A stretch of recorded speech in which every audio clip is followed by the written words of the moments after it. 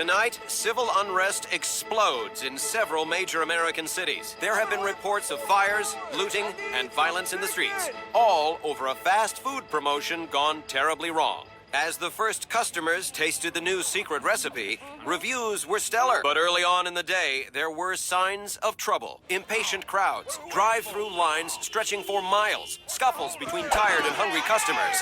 How you gonna say you got chicken and you ain't got no chicken? You knew y'all was gonna do this for a year. How am I supposed to feed my family now? I want my chicken. My babies want their chicken.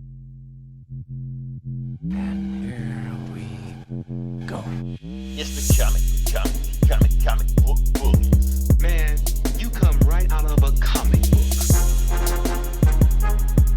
It's the comic book bullies. You will bow down before me!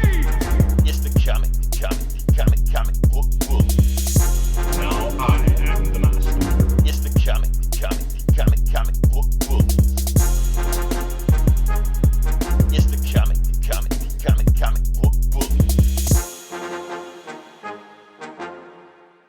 Welcome back to the Comic Book Bullies. We're Nerds and New Bully. I'm your host, Leroy, a.k.a. the podcast with no pants, with my co-host.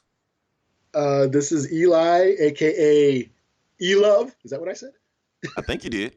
All right. We had a false test run. That was a test run, but now we're actually starting now. So, yeah, we're up and running. We're back with another episode, and nothing too crazy happened this week. For the most part, everybody's been cool and chill, except for the videos that have been popping up lately because, of course, you know, the Popeyes chicken sandwich is back, you know, and for some reason, Popeyes has turned into the new World Star. You know, weird shit is happening.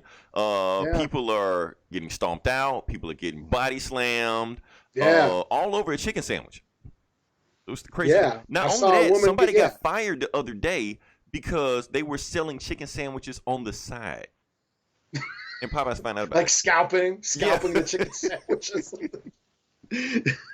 So that's the weirdest shit going on right now. Now, I don't know what it is. And now I do want to say this, Eli.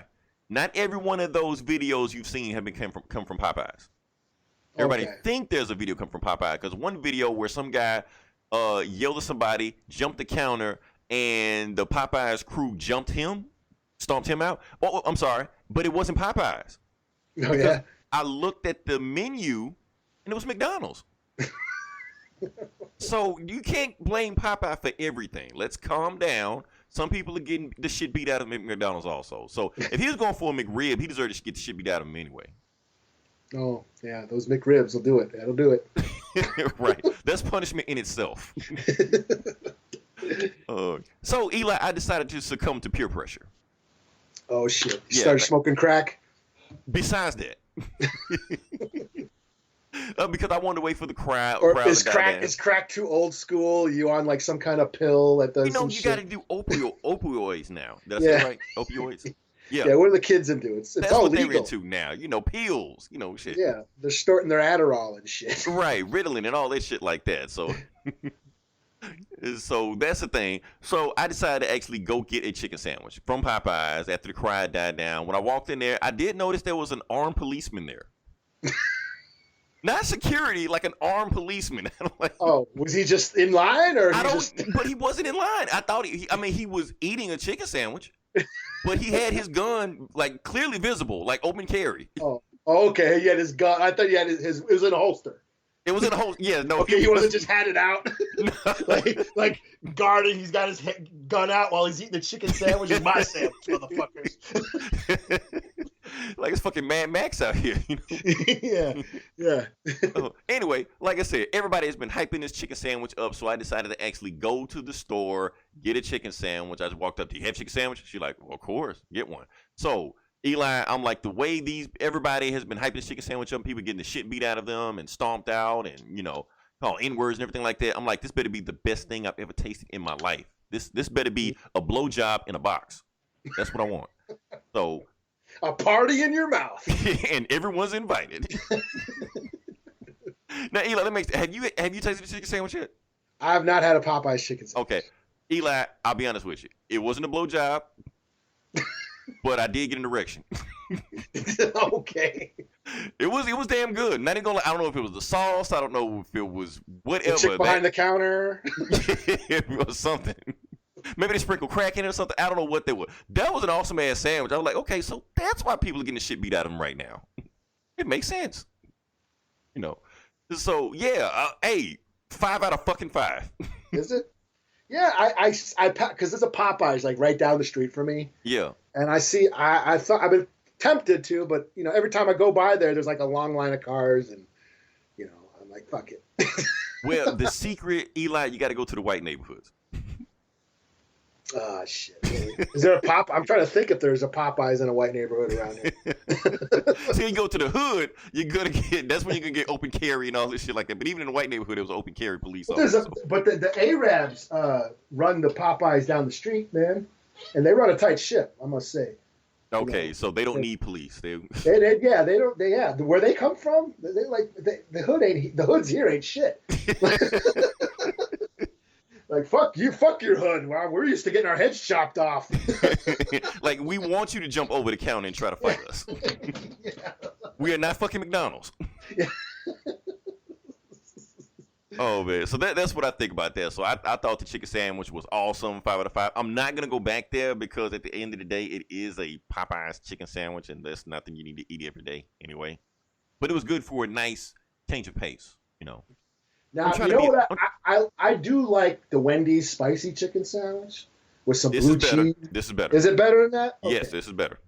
Okay. What is it? Is it the sauce? What kind of sauce is it? I couldn't. That's what I'm saying. I was trying to taste it, but it was. They didn't overdo it with the sauce. Okay. But it was kind of like. Is it like a spicy? Is it a spicy flavor? It was or like is it slightly spicy. You know, it was like a little spicy, but not too spicy. Like Buffalo Ranch or some shit. Something like that. It was like that. You know, it was like their own special sauce they had. Okay. But it was not too much. It was just enough in there. You know, the chicken actual meat was nice and thick. You know, girth. No, you can't use girth in a way without being sexual. A succulent fat Right. a breast. So it was just, I don't know, man. I just loved it. But I'm not gonna go back. I just had fun with it that time. So that's my review of the Popeyes chicken sandwich. Like I said, hopefully everybody will calm down. We won't get any more, people getting the shit beat out of them later on in videos popping up, stuff like that. Hopefully. So that's all I got. Eli, I know you had something you want to talk about. You had a big weekend. I did have a big weekend. Yep. I went to a con yesterday here in Minneapolis, Galaxy Con, I guess it's called. First I've ever heard of it. They used to have the Wonder or Wizard Con. Used to come through here a few times, but I haven't heard anything about that anymore. But this is Galaxy Con. It was huge too because there was like motherfuckers from the Guardians of the Galaxy, like Michael Rooker was there. Nice. I think you showed me. We talked about this last year. Yeah, he saw him walking around. Karen Gillian, Nebula. Oh man, my crush. Ruby Roundhouse, Killer of Men. Oh, you didn't see that movie? That's right. I did not. I don't think so. Batista was there. Saw him. Nice. Michael and Coulter. This was during the time doing the whole James Gunn controversy. Yeah. Yeah. Yeah. So I saw Michael Coulter too. That's a big dude. That dude's big, and he was sitting behind the desk. Nice. And I was just walking by. You know what I mean? So he's a big dude. Luke Cage, yeah. A bunch of people from like Doctor Who cast members were there. Was Doctor Who there? One of the doctors was there. Okay. Not Tennant, or I think Tennant was supposed to be there but canceled. Okay. But who else? Oh, I was really tempted, so tempted to meet William Zabka. Oh, really? Billy Zabka, the 80s bad guy of every single movie ever? Mm-hmm. Because of Cobra Kai. Yeah. Him and Martin Cove. Yeah, Martin Cove, Kreese, they were there, and the kid who played Miguel on Cobra Kai, they were all there. I was really tempted to meet Zabka, but I'm just saving my money.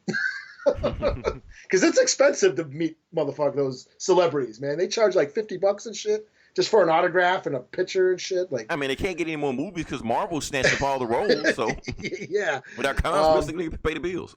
Yeah. So I was only there for a couple hours.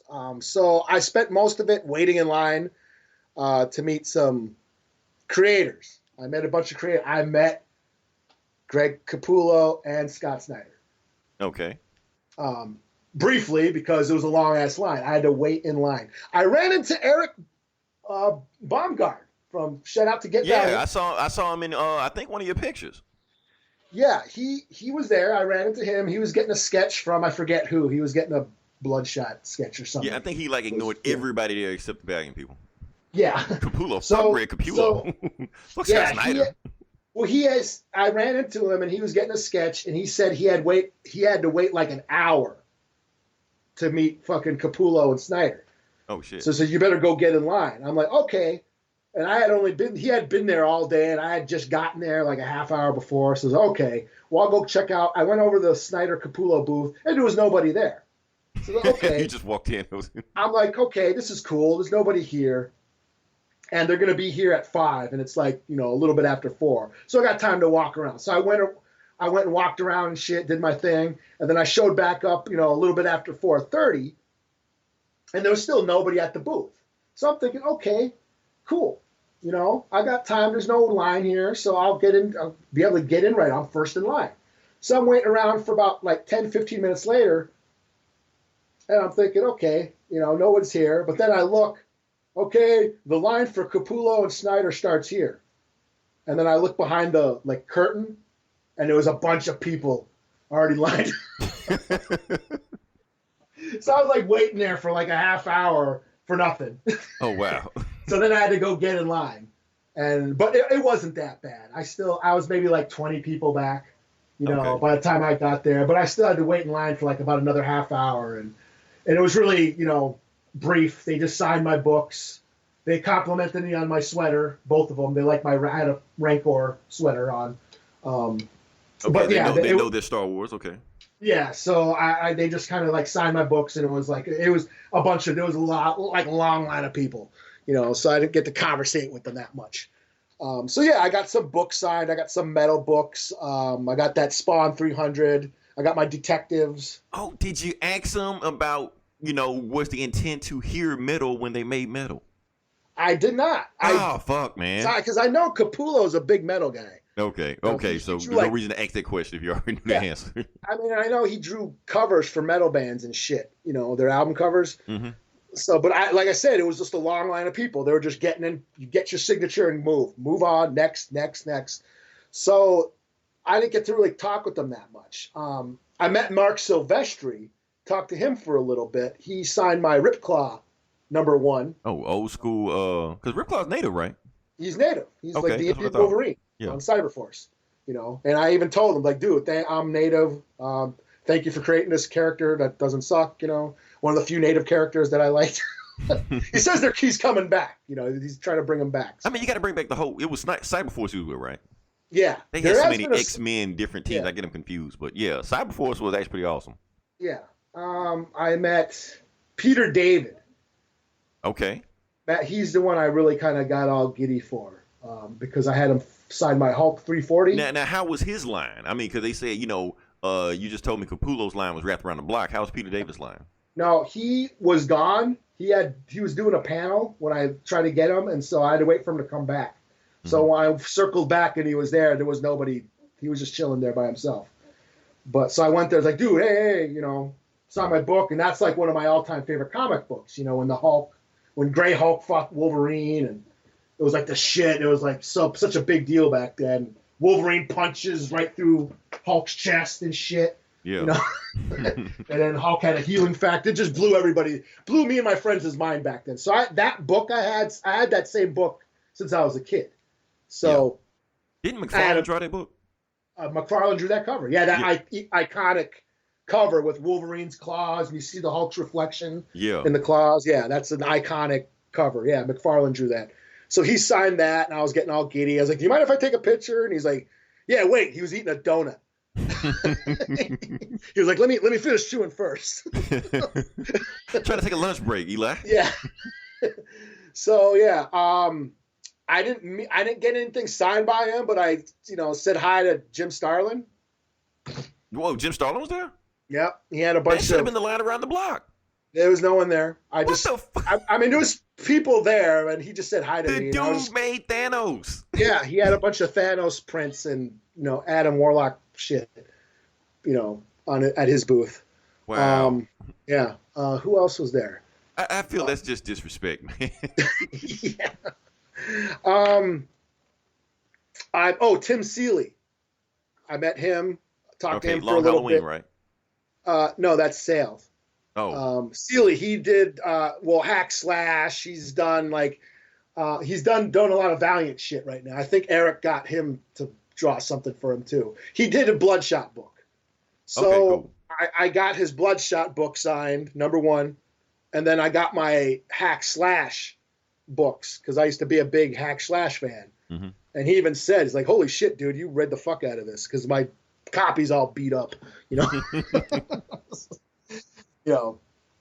So I got that signed by him. But I was trying to get my Detectives 1000 signed by a lot of people. Because I heard Doug Mankey was there, but I couldn't find him. I didn't see his thing. Okay. And then, of course, Neil Adams, your boy Neil Adams was there. Did you tell him I said kiss my ass? Well, he charges $50 for a signature. Wow. I'm like, nah, that's all right. You didn't make Thanos. Yes, because, yeah. But that's basically what I did. I just got some books signed and stuff. That was about it, and just looked around. I was only there for like a couple hours, and then I took off. So I didn't buy any big purchases. I mean, there was a bunch of shit I would like to have gotten, but I was really pissed though that Benjamin Percy was there. Okay, I'm familiar with him. He's did the Teen Titans, or he's done a lot of shit, Batman, Robin, but he's been drawing the Teen Titans lately. Wait, Benjamin Percy. Oh shit, he drew it. Yeah. Okay. Or is he right? I can't remember. But when I was going through my books, right, because I'm like, okay, Capullo and Snyder, they're gonna That's be what there. I thought. Yeah, he wrote X Force. Yeah, and then I was going through my books, like, what can I get from Snyder and Capullo to sign? And then I saw my Teen Titans with the metal tie-in, mm-hmm. which is the first appearance of Batman Who Laughs. Oh, really? Okay. So that Teen Titans book, I can't remember which number it is. It's the first appearance of Batman Who Laughs. I guess that book's worth a lot. And it's bagged and boarded. I got my bagged and boarded. So when I was going through it, I was like, damn, should I have Snyder and Capullo sign this? Even though they didn't write it or draw it, but it's their character. I was like thinking about it. Like, I'm like, nah, so I put it back, Mm-hmm. And then I go there and Benjamin Percy was there, and Benjamin Percy worked on that book. So I could have got that book signed by him. Oh, damn. Okay. So I was a little pissed about that. Like, damn it, I could have got that book signed. But whatever. But yeah, I mean, it was cool, walking around the con, seeing all the cool shit, meeting some creators, seeing celebrity. John Cusack was there too. I saw him. Okay. Kevin Conroy, he was there. Yeah, a lot of celebrities were there. I just didn't get to meet any of them because they charged way too much. I was like, fuck, I've seen you in the movies. I don't need to I don't need to be like right next to you. Right. So, but yeah, it was cool. Yeah, I dropped the ball. Gomer, I was supposed to fill. I could have got a press pass through Outright Geekery. Yeah, because they said they always saying, yeah, anytime you go to a con, call him. Yeah. And I just dropped the ball. I forgot to fill out the app and stuff, and I was like, fuck. So, I didn't get, so I could have got a press pass, and then I could have, because they were doing like these specials. Yeah. Like $99, you get a VIP pass to meet Snyder, Capullo, Charles Soules were there. And you get like these VIP passes to meet certain creators and shit. I thought, damn, if I could have got that press pass, I could have did that shit. Could have had like an interview on the pod and all that shit. But I dropped the ball, so whatever. Oh. But yeah, other than that, I had a good time. It was cool. Cool. Okay. I mean, because like I said, I'm glad you talked about con because we talk about all kind of crazy shit on this podcast. But comic books are our life's blood, so yeah, we have to. That has to be first and foremost we talk about on here. Yeah. Let me still talk about some other shit. Mhm. All right, so we're just gonna hop right into it. Now let's go into the box office numbers, break them down, see what we have. Eli, give it to me. What is the number one movie of the week? I'm not sure. All I know is Doctor Sleep is not the number one. It is not the number one. Yeah. Okay, so the number one is Midway. Oh, that came out. Oh, that's right. It's Veterans Day, right? No. It's not Veterans Day. It's Marines Day, Marines Day. or is it Veterans Day? I think it's Veterans Day. I don't know. It's Memorial Day is in May, and Veterans Day is in tomorrow. Okay, Right. I think. Hold I on. kind of wanted to see that too. I mean, it Hey looked good. Siri, when is Veterans Day? Veterans Day is today. Oh, fuck me. Okay. Had to go to the fact checker. All right, Veterans so Day's today, you dumbass. right. All right, so yeah, She sounded kind of condescending too. it really did. I don't know if that's how it Veterans Day starts. today. Like you didn't like Terminator Dark Fate, but that's the shit that's about to happen. Skynet is about to be activated. All right, so we got Midway, we got Doctor Sleep is number 2. That's is that the sequel to The Shining or what is that? The sequel to The Shining, yeah. Okay. Number 3, Playing with Fire. I don't know what that is. I don't either. Okay. Number 4, Last Christmas. I think that's I don't know. I know it's a romantic movie or something. But is it a That's a remake of a Christmas- romantic movie? I don't know. It's a Christmas movie, right? I guess. Kirk Cameron in it?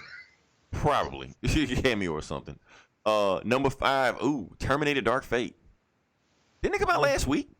Sweet. Wow, it's getting the shit beat out of them already. Like nobody really cares about the movie. Number 6, The Joker. Number 7, Maleficent. Maleficent. Said it. Okay. Mistress of Evil. Number 7. Number 8, Harriet. Damn, that came out last week. That dropped down. And number 9, Zombieland. Double Tap. Oh, that's Number- still in. Huh? Yep. Number 10, Addams Family. Now let's go back to Joker. See where Joker is right now. Right now is at 958 million. Still, I don't think it's gonna make $1 billion. I think it's slowing down too much. Remember It's how been we out about talked? a month, right? It's been out a while. How long has it been out? Because normally, a theatrical release is normally about 6 weeks. This is the 6th week for the Joker. Yeah, it's been out a while. It's been out a while, so it's about that time to, because there's no way they can squeeze out enough money in it to make $1 billion. Plus, hell, they made all the money in the world anyway. Remember we talked about last week about how it was the most profitable comic movie of all time. Nobody cared. Then the news came out. Now everybody's talking about it. I'm like, that's why I like being ahead of everybody. Eli, at the same time, I don't, because now it's a big news source and we've already talked about it. So I'm like, okay. No one paid attention to us. Nobody paid attention to us. We already broke this news. Yeah. The fuck are these guys, We But got our ear to the ground. Right. We're listening to the wind. right. But here's the thing, Eli. I've been actually looking for information on it to find proof. I can't really find any proof on it. It's just like people just saw the headlines and took it for face value because nobody's actually giving the numbers of Endgame. Like even the articles that's reporting stuff, not giving the numbers of Endgame, giving numbers of Deadpool and The Mask, but Oh. nothing about Endgame. So are they just saying this shit just to say this shit? Clickbait, man. I mean, that's the thing now. You don't have to prove anything. You can They just, just, make it. they just want Joker in the headline. Joker, Right, they just want joke in the headline. So you everybody can knows, just, there's no fact checking. I forgot, it's the internet now. There's no such thing as fact checking. There's no such thing as checking your sources. You can just say and do anything, whether it's real, whether it's fake. No one cares. I mean, what are they going to do? Hashtag Joker. I mean, what you going to do? Get fired from an article you wrote for free? Yeah. No one gives a shit. No one gives a shit. So people are saying that, but I can't really find any proof that that's true. I'm not saying it's not true, but I can't find any proof to saying it's true. Like somebody give me the numbers of Endgame. If I can actually see the numbers, profitability of Endgame, then I'm saying, okay, Joker won. But nobody's giving You're the talking numbers. about Endgame. That's Disney. That's like getting Trump's taxes. Right. Should we impeach Disney? Oh, shoot. Oh, we know Disney's more powerful than Trump. Whatever. So that's my whole thing about that. So yeah, that was that. What else we have going on? Yeah, Eli, you saw some movies. Or I a movie. saw a movie. Yeah. I didn't see. I wanted to see Doctor Sleep, but I didn't get a chance to. But I did see tonight. Me and my brother, Fat T from the Geek Savs. Shout out We to went Fat and T, saw- shout out to Geek's Ass. Yeah, we saw the 45th anniversary of Godfather Part 2 on the big screen. One of our all-time favorite movies. So, Francis Ford Coppola. Everybody loves him right now. Comic fans love him right now. He And called out us of- deplorables or despicables. Yeah. I can't remember what he called us. Yeah, out of spite, I'm like, I'm gonna go see this in the theater. Where it's meant to be. But yeah, I mean, it was digitally restored, so it was a really nice print, and it's Godfather Part 2. It's mafia epic. It's basically the continuation, and it's the origin of a villain. I guess Michael Corleone becomes a villain. He's a straight up evil in this movie, and he continues to become an evil motherfucker. Yeah. You know what I mean? So this is just again, it's a character study, about a guy's descent into the dark side, and that's basically what the Joker was. Everyone, these kids who never used to comic book movies, never seen movies like these before, about just a guy's, a character study about a guy's descent into madness. That's what these, Scorsese and Coppola and filmmakers like them made back in the 70s. Were just these exploration of these characters and what drove them to be who they are and do what they do. I always thought And- Michael Corleone was a guy that was, he had his fate planned out for him. He was always trying to escape it, but no matter what he did, it was going to, eventually find Yeah. his way back to him. And we were talking about it. Like, there's that scene at the end, the flashback scene, where he, enlisted in the army. And Sonny tries to beat him up and shit. But he'd left his family. He left his family. Like, he didn't want to be a part of the family. Because the family was trying to, Tom Hagen was like, we had plans for you. He was like, oh, here. But yeah, you had plans for me. So yeah, he always sort of ditched his family first. So when Part 2 comes around and you basically see him, he's trying so hard to protect the family, but in turn, he ends up losing his family. He loses his wife and kids. He shoots his own brother at the end. He's just a vile villain at the end of the movie. Pushed his whole family, lost his family. And of course, what I like about it, I always like, everyone says Part 2 is the better movie. I tend to disagree. I like Part 1 better because it sort of ends on a high note, you know what I mean?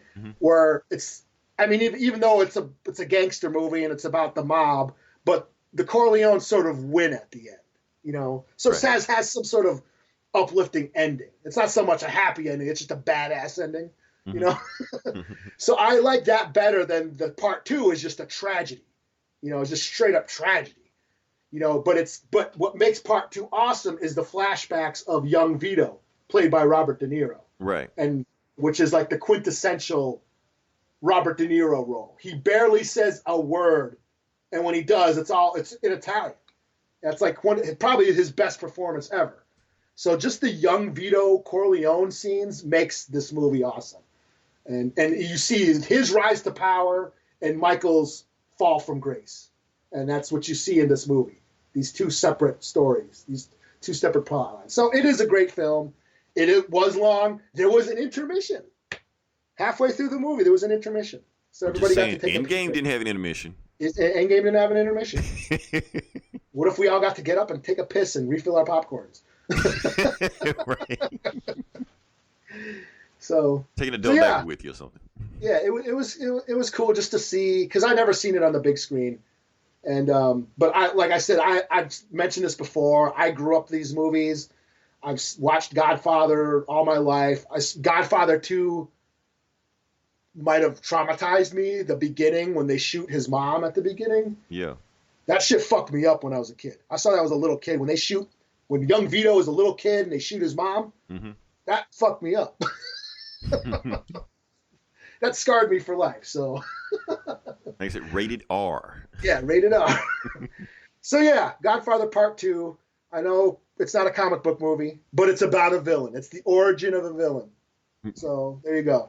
I mean, that's how they sold Joker as it. They said, "Oh, it's gonna be a gangster movie." You know, that's how they sold it to us at first. Yeah. But none of that happened. But But I can see that. Like I said, there's the Frankie Five Angels, where I was like, Epstein suicide. That's right out. I mentioned that before. I don't know why everybody just can't believe that he strangled himself when the security cameras went off at the exact moment. I mean, why is that so hard to believe? Or they said, "Hey, I can't kill myself. Can you do it for me?" Right. And they're like, "Yeah, okay. Don't worry. We'll take care of your family, Jeffrey Five Angels." You know. And then of course the senator. I mean, like I was watching it, I was like, this could be like an X-Men movie. Like the Senator Geary, he could be like Stryker, or you know what I mean, or just, and then meeting with the Hellfire Club. You know what I'm saying? He's like, "I despise you people and what you represent." Just. I mean, like I said, comic book movies have done this before, where they just take an existing classic movie and just rip it the fuck off. Yeah. Yeah. Like unabashedly. Like for instance, remember Barbed Wire? Mm-hmm. It ripped off Casablanca. Oh, wow, I didn't know that was that deep. Yeah, it was. I'm like scenes and dialogue was taken from Casablanca. I saw I took a film class in college, so I had to see Casablanca, and I watched Barbed Wire. And I'm like, this is fucking Casablanca. Like, the movie still sucked, besides Pamela Anderson's tits, but the movie still sucked.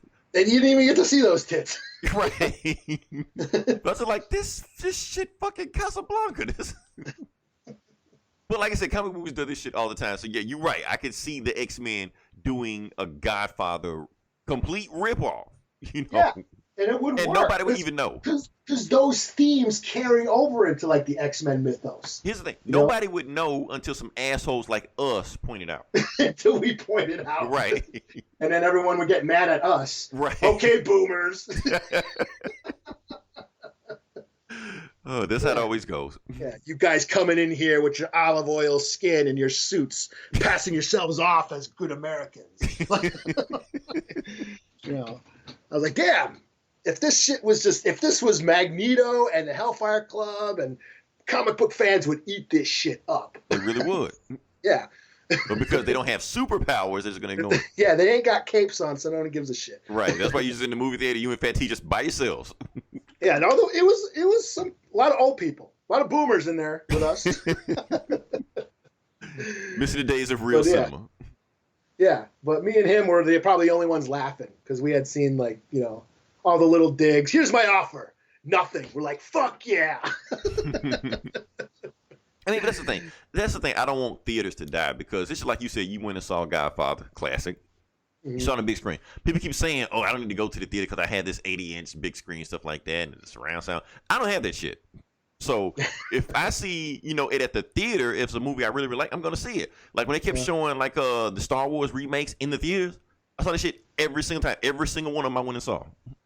I even saw episode 1 in 3D. Remember when they were supposed to convert them all? I saw that. They never came out with 2 and 3 though. Yeah, they didn't. But I waited for that. I was like, okay, I saw 1. Give me 2 and 3 again. Never came. I was like, fuck. But I think that wasn't at around the time when Disney bought them or something. They bought them right after that, so they were going to restore them all in 3D. Right. But then they said, fuck it.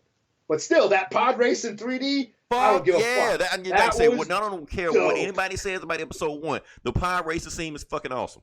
Yeah, in 3D. Yeah. That shit was dope. Oh, like shit. So yeah. Oh shit. Put a score on it. It's fucking Godfather Part 2. It's 5 out of 5 for me. For me, it's 5 out of 5. That's what I think. I think it's got like 100% on Metacritic or some shit. Oh, that's why Dr. Sleep probably bombed, because nobody knows what The Shining is. Right. Yeah. It's a sequel to The Shining, and kids these days don't know The Shining. They should have changed it to Dr. Fate or some shit and just made the same movie or something. Yeah, and if they did fucking see The Shining, they'd probably think it was boring. Or better yet, they sell the rights to DC and Marvel and just take the same novel, adapt it into a graphic novel, sell it as based on the acclaim graphic novel. Then they'll go see it. Yeah. You got to trick people into watch these movies now. I think that's why Dr. Sleep didn't make any money. Because it's a sequel to a movie nobody gives a shit about. Here's the thing. Mark Millar is smarter than all of us. He already figured this shit out. Yeah, no shit. He doesn't write. Everybody keeps saying he writes comics. He doesn't write comics. He writes screenplays disguised as comics. That's all he's doing. So he's writing. He's like writing instead of just selling Hollywood his screenplay. He like, let me make it as sell it as a treatment first as a comic. So that way when he sell it to Hollywood, he can say, but it's based on the comic. But it's really not. He just wrote this shit. He just wrote a screenplay as a comic and just sold it. He But just they can got market storyboards. He did most writing of the storyboards. pre-production That's what already. he's doing. So when he's selling Kick-Ass and Kingsman based on the graphic novels, but they're not really based on graphic novels. They're just storyboards. Yeah. Wanted and all this shit like that. Like, oh, it's based on the comic. Gotta go see it. It's not really based on the comic. He's fooling you. He hoodwinked, bamboozled, let astray, run amok. But fuck it. Get your money, Mark Millar. I don't care. What are we talking about? Oh yeah, let's move past this. Let's jump to the video game section. No, you know what? Before we jump in the video game section, one more thing I want to talk about. Halo. Well, actually, we are going to be in the video game section. Kind of like I'm dipping my foot in and out. So the first thing we're going to talk about is Halo. Right. And Showtime has ordered a show for Halo, so they're actually going to make a live-action Halo TV show. Oh, okay. Personally, Eli, I think that is a terrible idea. Live action, huh? Live action, yeah. Going to be real. I think it's a terrible idea because the thing is, I don't think Halo translate to live action. I know some people think it does, but I don't think it does because the main character, Master Chief, has absolutely no personality. Like none whatsoever. He's like the blandest, most vanilla character you ever seen in your life. So making him a live action hero, I don't think it's gonna work. He's just some big dumb killing machines who's gonna rise to killing everybody, but he didn't really have a personality. Now that works in a video game because the blank slate that he is, when you're playing as him, he becomes like he's an avatar for you. So whatever personality he's missing, a characteristic he's missing, you're filling in that role. That's why he doesn't have a race. That's why he doesn't have, an age, anything like that, because basis whatever you think he is. And whatever race you think Master Chief is, you're correct. Oh, really? Yeah, he's just blank. You don't know what he is. But that's the whole point of him. He's a blank slate. So you can become the character. That's why when you're playing as a video game, you hear a lot of people like when you're watching a Batman movie or Captain America. Oh, watch how Captain America beat this guy and beat Thanos and Batman beat this guy. But when you playing a video game, you hear people say they don't say Kratos did this and they say I did this. I fought Zeus and I beat the Joker. Because you put yourself in the shoes of the character. That's my whole thing. So I'm thinking. Halo, yes, of course it works as a game because it made billions of dollars and shit like that. But as a movie, I think some things are going to get lost in translation. I think that's one reason why you haven't had so many, successful video game movies because some things are missing. That's my take. But if it's successful, I'll eat a chicken sandwich. Okay, can we move on to the next part? Sure. Still sticking with the video game thing, and this is the part I want to talk about because Eli, you see the banner, and now we're going to get into the banner. So it's a two-parter that we're going to deal with, and this is the part I like to call the ass and titty section. So, Eli, I want you to break it down for me. Which one we're going to go with first? Are you an ass man or are you a titties man? I tend to be a titty kind of guy. I think 90% of dudes are going to pick titties. Yeah, but I like an ass too. I like both. I mean, I like a nice round ass myself, But most guys are going to pick tits. So let's go with the tits first. Okay. Now, it's going to be a roundabout way to get there. I basically said tits to get your attention because I'm actually going to talk about something completely different.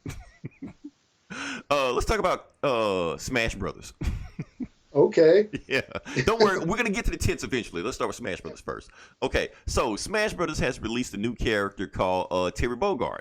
Terry Bogard is from the SNK game called King of Fighters, Fatal Fury, all this shit. He is the protagonist of those games. So, and he's a new character in Smash Brothers, and they decided to make him. And the guy that made Smash Brothers, something Suriaki Tamasuki, I completely fucked his name, but whatever. He did a 45-minute presentation with Terry Bogard of King of Fighters, and he was basically teaching you how to play the fundamental of fighting games. It was very weird. I'm like, do you Smash players not know this stuff? I mean, he was saying just simple stuff like, oh, now you're going to do normals. Now you're going to do special moves, and you rotate the controller down, rotate it forward into a fireball motion. I'm like, what the fuck is he talking to? Like, I guess that must be that fan base that is supposed to be like the premier fighting game, but they don't know how to play fighting games. So we had to teach them how to play fighting games in order to learn how to play this fighting game character. I guess, Smash players don't know anything about, hitbox, hurtbox cancels, normal cancels, special cancels, BNB, TOD, anti-air crossers, recess, target chains. Yes, I talk the lingo.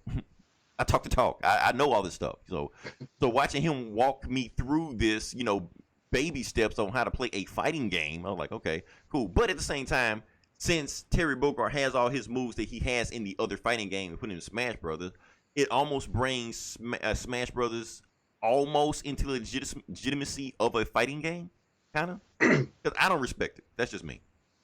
But it's bigger than any fighting game I play. Okay. So that's my whole thing. But he seemed pretty fun. Okay, I know I'm losing y'all. Let me get to the titties. Okay, so they showed the stage where he's gonna fight on, and it was a bunch of cameos of other SNK characters that were fighting. They're in the background, like Andy Bogard, Joe Kumazaki, Rock Howard, all those guys back there. But one particular character was missing from the cameos, and it's actually the most popular character from King of Fighters.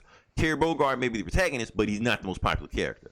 The most popular character is Mai Shimurau. Probably completely fucked that name up, but it doesn't matter. She's the one with the titties. So the reason they removed her from the game or banned her from the game, because he flat out said her boobs are too big for the young boys and girls who like to play this game. King of Fighters are made for good boys and girls. And she's a bad girl. Really? Yeah. So you can punch chicks, but you can't see their tits? Basically. See, that's why serial killers exist. Because of frustration, huh?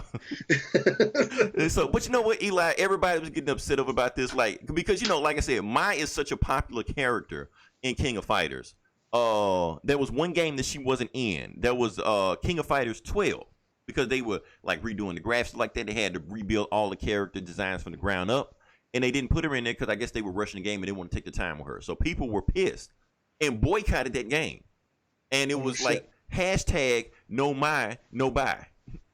So when they made the new game, they actually saved her, addition as the last time. And every time they release a new character, it's Mai in it, it's Mai in it, it's Mai in it. And then they released her oh yes, I'm talking about titties just as big as ever. Everybody was just dancing in the streets and shit, because she's gonna be in the next game, So yeah, fighting games got too much time on their hands. But that's the whole point. She's in the game of King of Fighters, but they said somebody said maybe if they put her in Smash Brothers because the tits are so big, they might have actually altered the rating of the game. Oh, okay, I get it. Or some shit, stuff like that. But you know what, Eli? They just couldn't put her in a sweater? Okay, you could do that. You can give her breast reduction and all stuff like that, or but why? I guess I don't know. It's because we know what the character. Does she have a move that involves tits? The titty smash or something? Not really, but her every animation is when she's just standing. You know how in every fighting game like Ryu, when he's just jumping up and down and he's breathing in the stance. Well, her stance, her titties jiggle. Okay. Yeah. So that's the thing. And then her winning pose when she wins, she does a titty bounce or something. So she motorboats somebody. Right, that's a special move and shit. So that's her thing. So honestly, Eli, my whole thing about it, I'm actually glad they did that. Because here's the thing. The moment Terry Bogard was announced for Smash Brothers, I get a phone call from my nephew.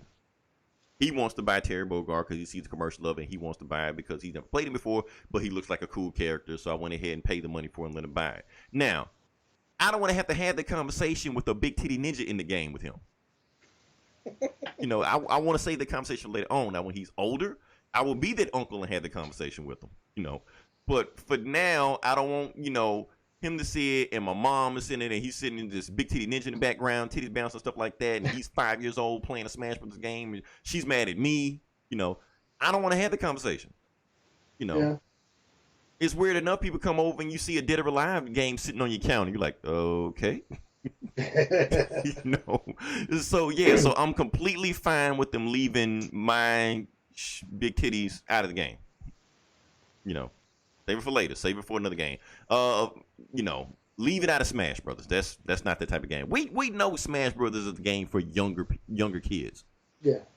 No reason to put this stuff in there now. So that's my thing. They're just gonna be Koopa or whoever the fuck, anyways. Right. That's the thing. let them play that. All right. So we got that. Can we move to the ad section now? Sure. Okay. Yes.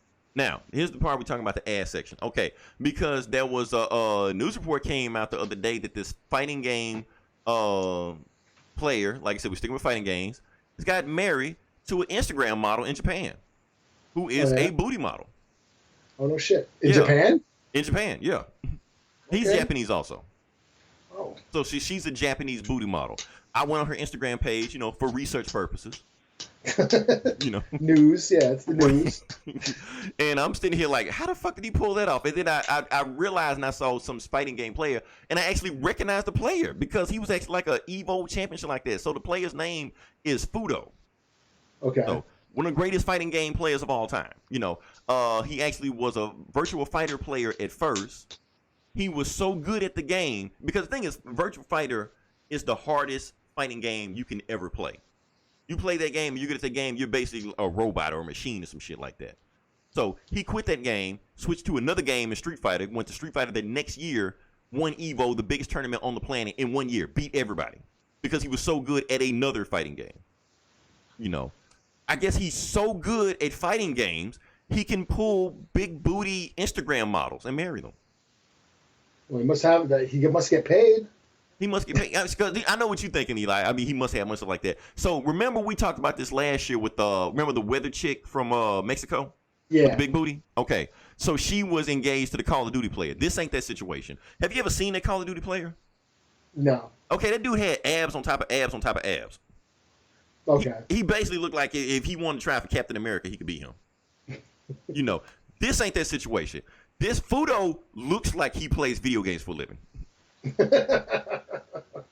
But he's still able to pull this booty model. So I'm thinking like, damn, is his Street Fighter skills that good? He can pull a booty model? It makes me want to go back in the lab. Be like, I'm not training hard enough. So that's what I'm gonna do from now on. I'm just gonna stay here, just play Street Fighter until Rihanna or the AT&T chick calls my phone. Rihanna? Rihanna got a booty. She's got I'm a tits forehead. man. Either one, whatever. Yeah, so that's but at the end of the day, the main thing I want everybody to take away from this is what Uncle Leroy is trying to tell you. Shoot your shot. So what if you look like you play video games for a living, you do play video games for a living? If you see a booty model, Instagram model, shoot your shot. Go for her, say something, slide in her DMs or something. You might get shot down, or you might be Fudo. Yeah. And pull an Instagram model. He has an Instagram model. Your dumb ass is doing No Nut November. Pick your poison. Yeah. Go for the goal. Actually, Swing for the fence. Yeah, exactly right. If you're doing Nut November, you're a dumbass. Thank you, Leroy. That's 2018. That's how serial killers are made. Oh shit. Okay, so that's the part of the ass and titties portion of the podcast. Now we actually get into the actual meat of the podcast. So let's talk about this, the comic books, where we talk about comic books and it's comic book bullies, and we read a shit ton of shit. Well, actually, Eli read a shit ton of shit. Mm-hmm. So this pretty much is going to be the Eli show where I'm gonna go smoke a cigarette or something like. Well, I don't smoke cigarettes. I don't know. Drink some water. Something. You could I do don't know. that. Chew some bubble gum. I don't know. Well, I thought you read a lot of the same shit, so. Yeah, but you read all the same shit too. So it's just your show. But I guess I can start off and do X-Force number 1. The Yeah. X-Men. Okay. It's on the banner. Go ahead. It's on the banner, so I'll do that one first, and then the rest of the show I just give to you. Okay. So X-Force number 1. Now, Eli, you didn't read this at all, right? I did not read this. Okay. So pretty long book, but I'm gonna just breeze through it as fast as possible.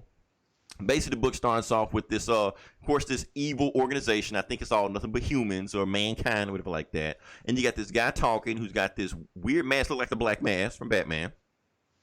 And he's got this bodyguard with him who's this big-ass dude, look like Bane from Batman. And he's surrounded by this evil organization who's all wearing masks, look like the Court of Owls from Batman. I'm just like, okay, what the fuck is happening here, right? So anyway, he's telling everybody to pull out the blade that's under your napkin that you're sitting down with, and I want you to prick your finger. And I want blood to spill from your finger because we got to test to make sure that everybody in this room is not a mutant. Because if I find out you're a mutant, my buddy here is gonna spill a lot more blood than that little bit prick from your finger. You know, they walk around the room and he points to one woman. He says, I don't see you pricking your finger. Prick your finger. So she takes she's like, okay. She takes the glove off. Her glove is, her skin is like pale white. And she like, it took a lot of luck for me to get in here. And they're like, she's a mutant. Get her. And we already know who it is. Of course, it's Domino. Domino starts beating the shit out of people, stuff like that, smacking left and right. The not Bane character gets the drop on her and knocks it down. And then we don't know what happened to Domino's afterwards. All we know is that the X-Men, Professor X sent her in there for a reason. But ever since that incident happened, he hadn't heard anything from her since. And it's been like a few days from now. Another scene, because now it's a pretty cool scene right here, where Beast is just walking through, the river. He's scanning plants and trying to, discovering the plant life of Krakoa. And he gets jumped by this mutant wolf. So apparently they have mutant animals on Krakoa. He's about to get attacked, but Wolverine jumps out, getting ready to save him. Beast's like, no, leave him alone. Don't touch him. He's like, well, don't touch him. He's like, yeah, because I want to study the animal. He's like, and Wolverine's like, Beast, you didn't even see the animal jump you. And that's the problem with Krakoa right now. We're so safe, we're so comfortable that it's dulling our senses. We were at the X Mansion, we was on high alert at all times. Now we're at the point we can't even tell that mutant animals can jump behind us at a moment's notice. That's the thing. Krakoa is making us soft because we're feeling like we're too safe. And that's going to make us a target down the road. Trust me when that happens, Cut down later on. Like I said, Black Tom Cassidy is back. He's running the island. And here's the thing. The Reavers are back, but the Reavers are humans. And they actually hijack a plane to try to infiltrate Krakoa. Because you can't infiltrate Krakoa directly. Only way to do it is from very, very high up top. So they parachute in where the X-Men don't know they're there. And they're wearing psionic helmet blockers, so Professor X can't even sense them. Like, none of the telepaths can even sense that they're coming. So all they know is that the mutant families walking around, stuff like that, shopping, stuff like that. Next thing you know, red beams on the head, boom, shot in the head. Like, what the fuck? So they're getting sniped left and right. They don't know where they're coming from. Professor X like, oh shit, I didn't even sense them coming. But obviously I know why they're here. They're here to assassinate me. So he takes off running because he knows they're coming just for him. So they're down there just killing off every mutant they can. Wolverine, Beast show up. Jean Grey show up, try to take him out as fast as possible. Wolverine tries to jump one of them. He gets riddled with bullets, just shot the fuck up. While he gets shot up, Beast jumps the same guy that tried to get him and tears him to shreds. Like, Beast just kills the fuck out of this guy. Wolverine's like, damn, I'm impressed. Okay. So, what else we got? So they kill every Reaver except one. One Reaver is able to track down Professor X. See Professor X like, hold up, don't do this. We're on the same side. We want the same thing. And before he even finished the sentence, the Reaver shoots him in the head. Professor X dead. Cerebro dead. Like broken in half and all the shit like that. Wolverine sees Professor X dead on the ground and just goes to town on this Reaver, just chopping the shit out of him. Beast's like, no, don't kill him. We got to leave one alive so we can find out, we can question him, see what the hell's going on. But it's already, Wolverine's just like in a whole nother state right now, like state of mind. He like, fuck this guy. He killed Charles. He got to go. Like Beast is like trying to hold his claws back, shit like that, from killing him. And then, like the people, like the other X-Men, like, I don't sense Professor X. What happened? Please don't tell me what the fuck happened. And the book ends with Cerebro shattered and Professor X assassinated. The end. Wow. Yeah. So a lot of shit happened there. That was like a shock. And like, whoa, what the fuck? Because the thing is, like, the X-Men can keep coming back and they can keep resurrecting themselves, but they did it through Professor X and through Cerebro. That was like, it's like you can keep copying them as long as you have the hard drive, but if you shoot the hard drive, you can't come back. So, ain't they got those hard drives on the other planets though, or some shit? Or how'd that go? How'd that work? right, but can anybody access them but Professor X? That's the thing. Oh yeah. Quite the pickle. I don't know. Find out next time on Dragon Ball Z. All right, now it's the Eli show. I'm gonna let you take over. What's the score? Oh shit. Man, 5 out of 5, man. Your boy Benjamin Persley killed this shit. Oh really? He wrote this. Oh no shit. Yeah. Damn. All right. Well, should I do? You want me to do New Mutants, or you want to do Mutants? No. Don't let me take this from you. You got it. Okay. All right. Well, like New Mutants #1, We got the Squad is reborn on Krakoa, right? And everything's lovely. It's like heaven. What's her face? Rain Sinclair says. Yeah, Wolfbane, which actually Wolfbane's died last year, and it was a huge deal. Like it was all in the news shit like that. A member of New Mutant dies. I think Wolfbane dies. It was like a huge deal. Didn't you read? Did you read that book? I don't think I did. I just heard about it. I think Comic Cast did. I don't know. Okay. Yeah. Well, basically, this is basically the gangs back together. We got the old school lineup back together, getting into some shit like they always do. They go to space with the, what do they call, the Starjammers? Yeah. To go visit Roberto's family somewhere in Shi'ar space territory. They're going to get Cannonball. Okay, whatever. So they go to space.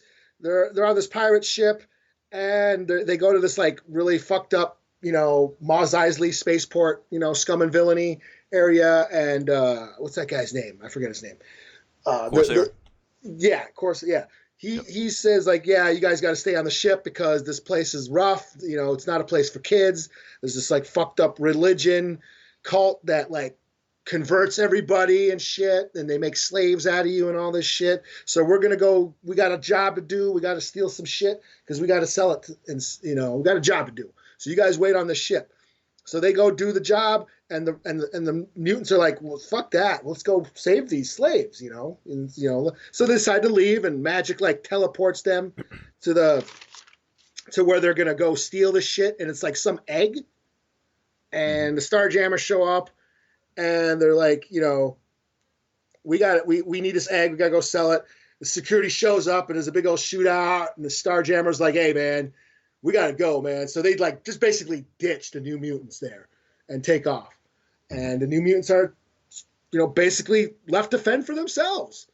And that's kind of where the book ends. But Roberto has a lawyer.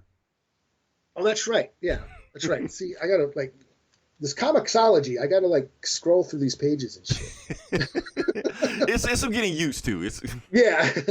Have legal trouble. Yeah, that's right. He's got a space lawyer. That's right. Right, because he kept saying it all through the book. I got a space lawyer if I get in trouble. So yeah. So there was some other like little plot like side plots where Cypher and Mondo's have like Mondo's taught like hook. What does he do? Like bonds with Krakoa and is trying to like speak through Krakoa. I think that happened because I think at first he was like, Mondo, can you enter Krakoa? He was like, no. Then he talks to Krakoa, can you enter Mondo? You're like, yeah. Yeah, and he does. He like possesses him, which is like really weird. I don't know what that means. I don't know if that... he invaded his body without his permission. Yeah. You can read it however you want to. So is Krakoa gonna be like a character now?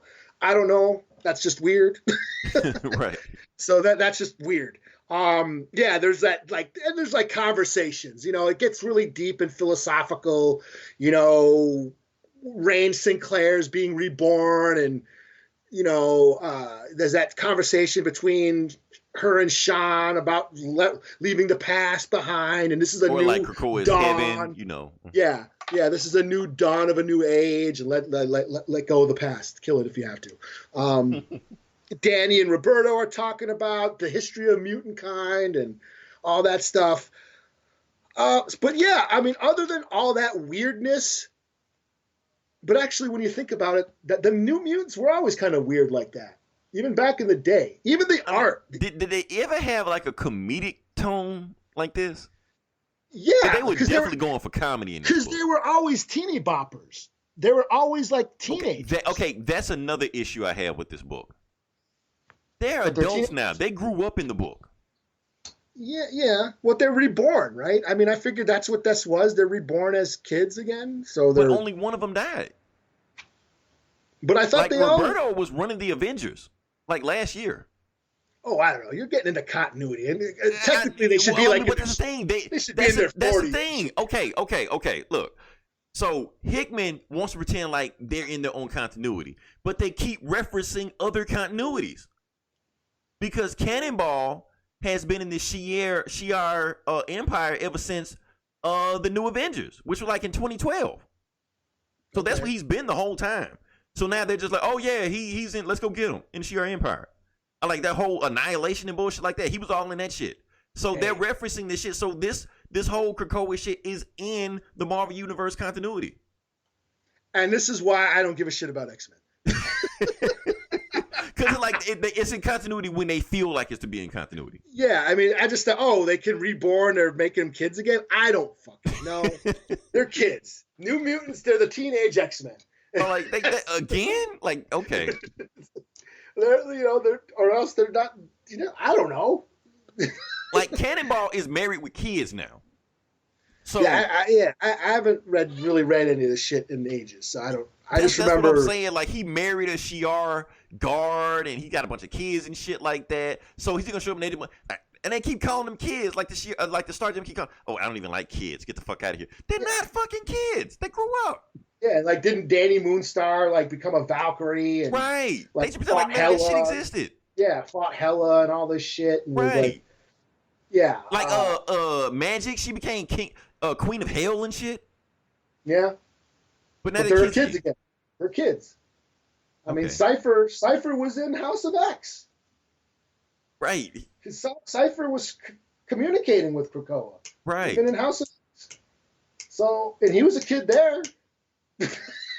I don't know. I guess. Maybe we're nitpicking. I feel like that's a nitpick. You nitpicking, man. Okay, I'm No. You're doing it too. You're right there with me. I can't, but I'm looking past it because this felt like the old school shit. I mean, and I get it. You gotta let some shit go. You know. This is just the kids being kids again. I mean, that's what they do. Fuck, we're not gonna stay on the ship. Let's go fucking let's go out and have some fun. Because that's what they were always doing.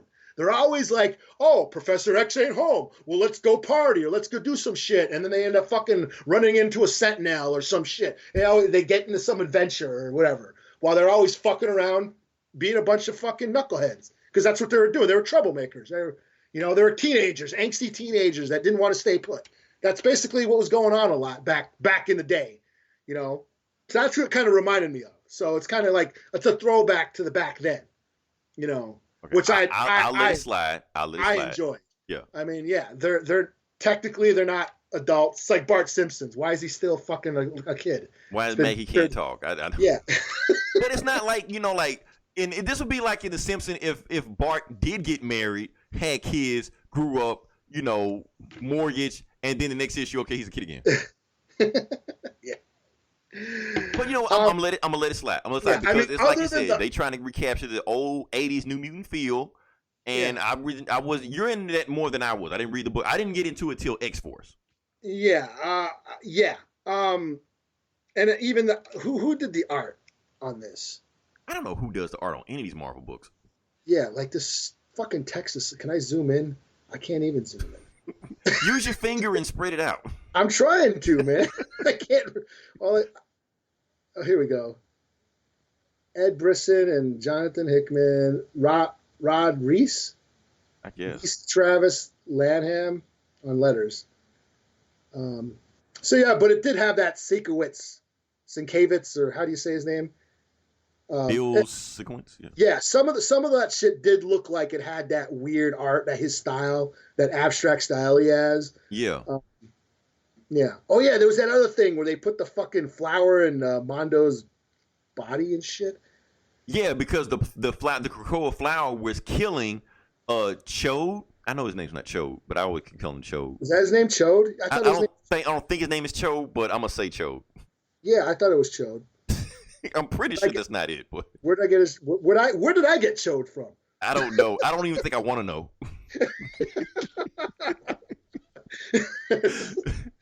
I'm pretty sure that's not it. But anyway, like the Krakoa was killing out those plants, and they couldn't figure out what was going on. Yeah. So other than that, and that's just the weirdness. There was always a tad of weird, abstract, weirdness to New Mutants. You know what I mean? And here's the funny joke on there, because they kept asking like, Corsair was telling like, oh, this planet is the worst planet ever. What's the worst thing you hate of all time? I hate judgy fundamentalists. When I hate people with four arms. Yeah. Well, we got a judgy fundamentalist with 4 arms down there, Yeah. And he was full of shit the whole time anyway. So I like it when they're like, "What the hell? Why are you ditching us? We never did anything to you." He's like, "Hey, you chopped off my arm. You drank all my brandy, and you." I don't like kids. Yeah. Then they kicked him off the ship. And then it's funny. He's like, well, I guess it's time for me to rescue the team. And then the next thing you say, we surrender. Yeah. So he got caught anyway. So they were saying the book had a comedic feel to it. I wasn't used to that, especially reading, because I read X-Force first. And X-Force was all, this deep, shocker at the end. Everything was super serious. Then you read New Mutants, and it's just like they're just having fun, being, goofballs and shit. Like, it was two different tones, but I enjoyed it, And that's what I enjoyed. I was worried. This was going to be like Powers and House and shit, where it's just going to get all weird and like, what the fuck is happening? But no, the fact it grounded it. The teenage angst grounded the book to where that's what I enjoyed about it. So I give it a 4 out of 5. I'll read the next issue. I mean, because I had to read it twice because, like I said, the tone of the book was so different from every other X book that's been out there so far. Because every other X book is taking itself super seriously. Yeah. So once I read this book and I realized, okay, this book isn't taking itself as serious as the other books are. They're having fun.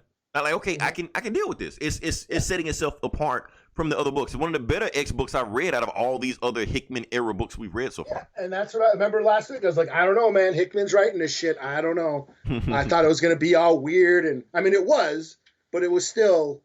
It was straightforward. I understood everything that was going on, Yeah. So, yeah, I liked it for what it was. So. Yeah. Like I said, I'm going to give it a 4 out of 5. Like I said, I'm not too familiar with the New Mutants. I kind of know them. Mm-hmm. I want Boom Boom. She's not in it, so I want my Boom Boom. No, she wasn't in it. This is like the old school. This is like the OG lineup. Yeah, I know. And Boom Boom's not an OG member. I know. Sean and fucking, Sunspot and was Cannonball there? I don't know. Was he in it? I don't think he was. He might not be an OG member either. He was not in the first. He eventually got on the team like during that old run, but but I don't think like the first issue he might have not been there. Well, Magic wasn't OG either. She came on later on. Oh, and plus 2 of those members like Chamber and I think Mondo. I think both of them from Generation X. Mondo wasn't around for a while. They're not even. I don't think they're even New Mutants. Yeah, and then what's her face? The Roman chick. What's her name? Who does the lava? The fuck's her name? Magma. Yeah. Okay, I guess. I completely guessed that. I don't know. Is that her name? I don't know. Maybe we're gonna go with that, just like Cho. So. She can make the volcano, the lava come out and shit, and she's like the goddess of Roman goddess or some shit. Okay, I don't know. This has been so long. Okay, you. I don't know. I'm entering another realm now. Right. So that's what that feels like. Yeah. Yeah. All right. So you can go next. Okay. Yeah, 4 out of 5. I'm giving that. Okay. So the next book I'm gonna do is Green Lantern Black Star. You sure can do this book. Fuck! I should have let you have this one. Or do you want Legions? No. I'll do this one. Because I don't know shit about Legions. I figure you would know more about that. I'll probably. I don't know shit about Legion either, but I'll take a crack at both of them. Okay. Okay. But let's do Black Star. I'll Star. take one of them. I'll do this one if you do Legion. I kind of want to do Black Star. All right. I'll do Black Star. Okay. All right. Now, keep in mind, I haven't been keeping up with the Green Lantern thing. All I know is that I saw Grant Morrison in it, and I know Grant Morrison is my type of weird, so I'm just like, fuck it. Yeah, I actually went back and caught up on that shit. What, the Green Lantern? The Grant Morrison Green Lantern run, yeah. Really? I actually caught up, yeah. So you know more about this shit than I do. Do I? I don't know what the fuck. I don't even know what the fuck a Black Star is. I don't know. Well, Black Star. Yes, I know they're the rap group with Talib Kweli and Mos Def that came out in 2005. I know that. That's the only Black Star I know. I don't know a Green Lantern Black Star. That's the with the Beelzebub and shit, the vampire. Yeah. Okay, let me just dive into it. If I fuck up, just. Well, do you know what happened at the end of that run? I'm gonna just read through it, and you just fill in the blanks or whatever. I'll let you know what. Like I said, I went in bare. Just go. Okay. So this is what happened. All I know is that Green Lantern. Okay, not even Green Lantern. Hal Jordan. Hal Jordan is back to being Parallax. Yeah. No. Okay. Weird. Fuck it. Let's go with it. He's got some weird vampire chick with the name Beelzebeth. I think her name is. That's the best, yeah. Okay. Beelzebub. Beelzebeth, whatever. Beetlejuice. Okay. So they're recruiting some like evil guys and shit like that. They're talking shit to them. They're like, who the fuck are you? I'm going to rip your face off and I'm going to wear it as my underwear, you know, and all this shit like that. Oh, you're not going to do a fucking thing. So Beelzebub, Beetlejuice, whatever, rips one of their fucking heads off and drinks the blood. Now, it fucked me up. I didn't even know she was a vampire. Yeah. So I started saying, like, what the fuck, man? Okay, like, she's hardcore as fuck. Vampires, yo. Yeah. So I didn't know that. I was just like, she just some crazy chick. You know, okay, that's hard fucking core. So she talking me into it like, if we recruit you to Black Stars, you can be this and you can help us change the universe. Like, okay, cool, I'm in. After she ripped one dude's head and drank his blood like that. So they fly off. They go to the, what is that, the Overmaster Zero? Okay, they go to the Overmaster Zero. Oh, yeah. Yeah, Overmaster The Zero. They go to Overmaster War Zero. World or whatever. Yeah, they go to Overmaster Zero, and then they're talking about, okay, the next stop we got to go to Overworld, not Overworld, War World. War World, yeah. Yeah, to basically to intimidate Mongul, because Mongul rules the War World. He's this evil, you know, warlord, whatever like that, and they basically got to either make him join or kill him, one or the other. Parallax, Hal Jordan is basically like, let me go talk to him first. Let me just see what I can get over with Mongul. You know, when they talking to Mongul, he's over there. Mongul is talking on, I guess, a FaceTime call with Beelzebub or whatever fuck her name is, and he's like, I got your boy Hal Jordan. He's in, you know, my pit with my space rancor or some shit like that, and she's about to eat the fuck out of him. You know, and I'm not gonna join you because y'all are some bullshit. As a matter of fact, I'm gonna send like 100 torpedoes. Was it torpedoes? Warpedos. My fault. I think I was watching another show and I got it confused. Warpedos. I want a torpedo. Okay, so he shoots like 1,000 warpedos at the Black Star Zero, destroys it, and Beelzebub or Beetlejuice, whatever fuck they, she's just like, oh, congratulations, Mongul, you destroyed Overmaster Zero.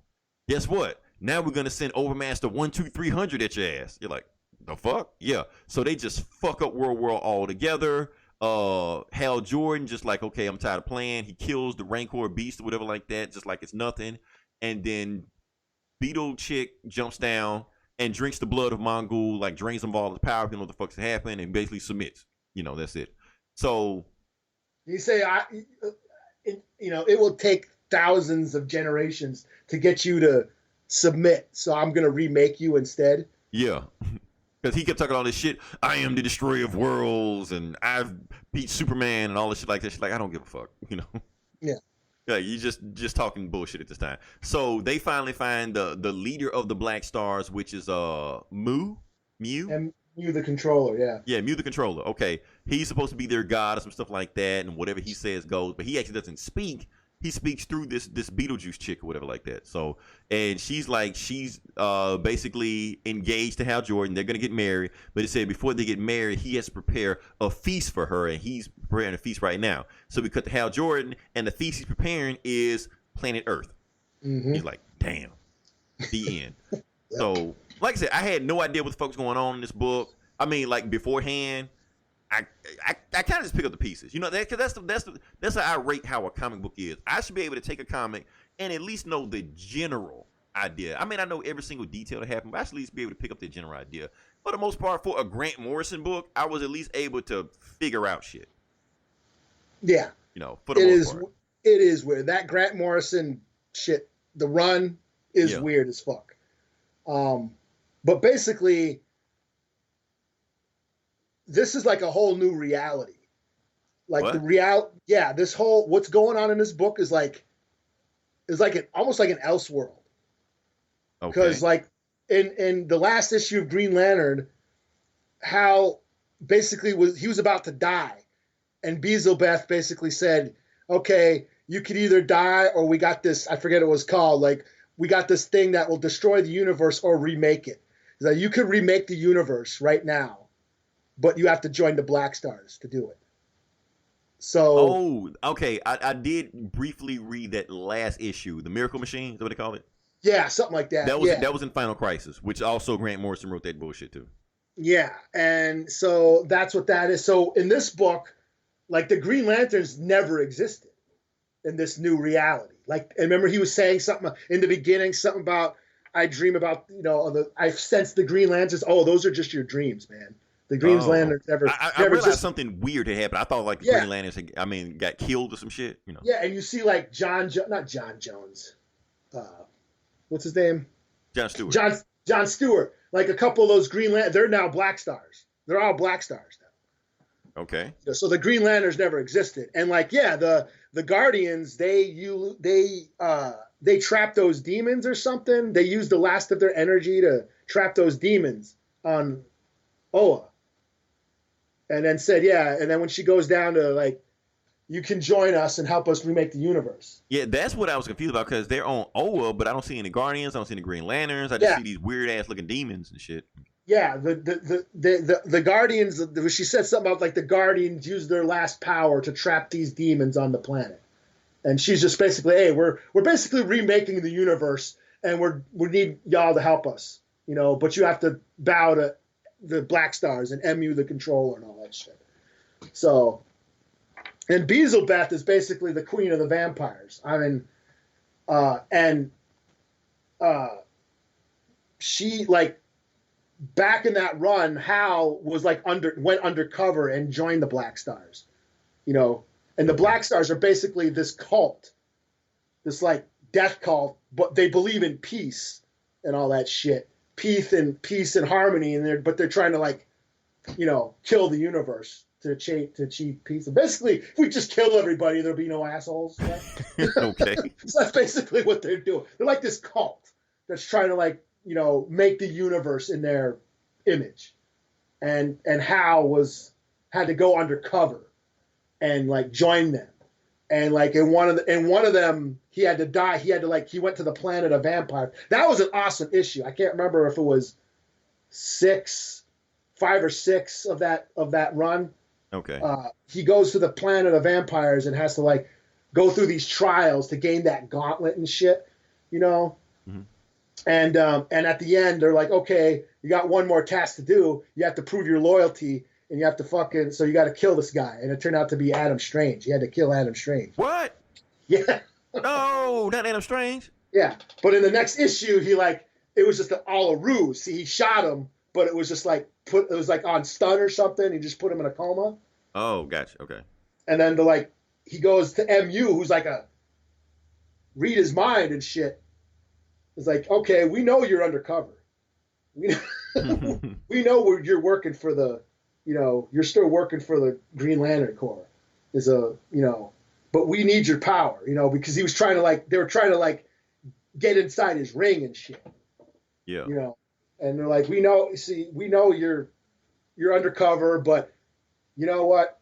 If you join us, blah, blah, blah, blah, blah, we'll bring about peace and all that shit. I can't remember what happened, but then Hal ended up getting trapped inside the ring. And that was an issue. Holy shit, that was weird. Yeah, he gets trapped inside his ring. And the ring he meets the soul of his ring, and it's a chick. That was another weird issue. Yeah, this was a weird run, man. It's Grant Morrison. What do you expect? Yeah. So. And so, yeah, that last final the final lead up to this whole reality getting rewritten was, all kinds of multiverses and, Green Lanterns from Earth this and planet that. There was like the Batman lantern and the hippie lantern. Like, it's just weird. There was like a dude who looked like a stoner, but he was a Green Lantern, but he looked like a hippie and shit. So I'm gonna stay with it because they said the next issue he fights Superman, but since you said this is an alternate universe Superman, it's supposed to be like an asshole Superman. Something, yeah. So, and this is only a 3 issue. Yeah. Yeah. So I don't know what they're doing. I don't know where, but yeah, it's weird. I'll stick with it because I liked it because it was weird. I'm gonna give it a 3.5 out of 5 just because I didn't know what the fuck was going on, but it seemed interesting enough that I do want to pick up the second issue. Yeah. To see what the fuck is happening. Like, okay, Hal Jordan is evil, but whatever. Okay. Yeah, and the thing is I've never been that familiar with Green Lantern. So I went back and read some of Jeff Johns because I got the DC Universe app and all those comics on there. Now the Jeff Johns, some of the Jeff Johns shit, that's like some of DC's best books. Those Green Lantern books he read, especially like, did you read Rebirth? I didn't read Rebirth. No. Rebirth. Did you read Sinestro War? No. Should I read those? I'll read those. Yes, the fuck you should. Yes, like read Okay. Rebirth first and then Sinestro War. Sinestro War is fucking nuts. Yeah. Well, the New 52 shit, that was with like John Jones, or not John Jones. What the fuck's his name? John Stewart. John Stewart. Yeah. I keep saying John Jones. Yeah. I like went back and read some of that Jeff Johns shit just to like get familiar with the, you know, with the terms and the people, Polywog or Kilowog, and, you know, all that shit. But yeah, I enjoyed it for what it was, especially that, what's that dude's name? Liam Sharp. Sharp? That Yeah. dude's art, holy fuck. You should have read his Wonder Woman run. His Wonder Woman, that shit was insane. The art he was Yeah, putting into well, it. he did that Brave and the Bold shit with that was cool too. Yeah. But yeah, I was kind of bummed that he didn't he did the cover, but not the artwork. And stuff. I still So like was the a art little in this book, though, whoever did it. It was still cool, yeah. Yeah. Yeah. But Oh, yeah. and matter of fact, a reason because I do want to know everybody, shameless plug, we did a YouTube review of Green Lantern #3 on there, and it's one of our biggest videos we have. So everybody go check that shit out. Was that the one with the God guy? Yeah, where Green they Lantern were, versus like, God. That's the name of it. So just type it in, selling you'll find it. They were selling planets and shit. Yeah. Yeah, that's some weird shit. Yeah. All right. Yeah. But let's go to the next. Now it's your wait. Who reviewed? I reviewed. Yeah, your turn. Technically, you reviewed that book too. You but wanted I'm gonna me let to you go. do Legion. of I gotta do Superheroes. Legions. I'll do it. I don't know. So basically, Legion of Superheroes. Brian Michael Bendis, his new book. Yeah. So Superboy gets time warp, like what, the 3,000 years or how many thousands of years? I think there's 1,000. 1,000 years into the future. I think. Yeah. Let's And go with that. he meets the Legion of Superheroes, and they're all like, "Hey, it's Superboy," and blah blah blah blah blah, and they're showing him around this the planet or whatever, the new metropolis or whatever, and it's underneath the glass, it's underneath the dome or whatever, and all that shit. And what happened at the end? Some shit happened at the end, right? They talked to the female president. Female president is pissed that they plucked Superboy out of the past. Oh and yeah, they- yeah, that's right. And they zoom in on her, and we're supposed to be shocked or something. And it said to be It's said to continued. be continued. Yeah, yeah. Yes. No. I mean, I are we guess. supposed to care who she is? I don't know who she is. I didn't know But who they Harley made it is. seem like it's supposed to be a big deal. Like, it's her. Like, who the fuck are you? I didn't know, and they found there's some drug dealers that are after Aquaman's trident. Yeah, because they haven't seen it in 1,000 years, and then they found it. And Yeah. because they thinking the oceans have dried up, and they thinking Aquaman's trident can bring the oceans back or some shit. Okay, sure, I'll buy Yeah. that. Okay. Whatever. Other than that, I just read this because I thought you were gonna read it, and I just want to know what you were talking about. I read it because I'm like, okay, it's Legion. Because here's the thing.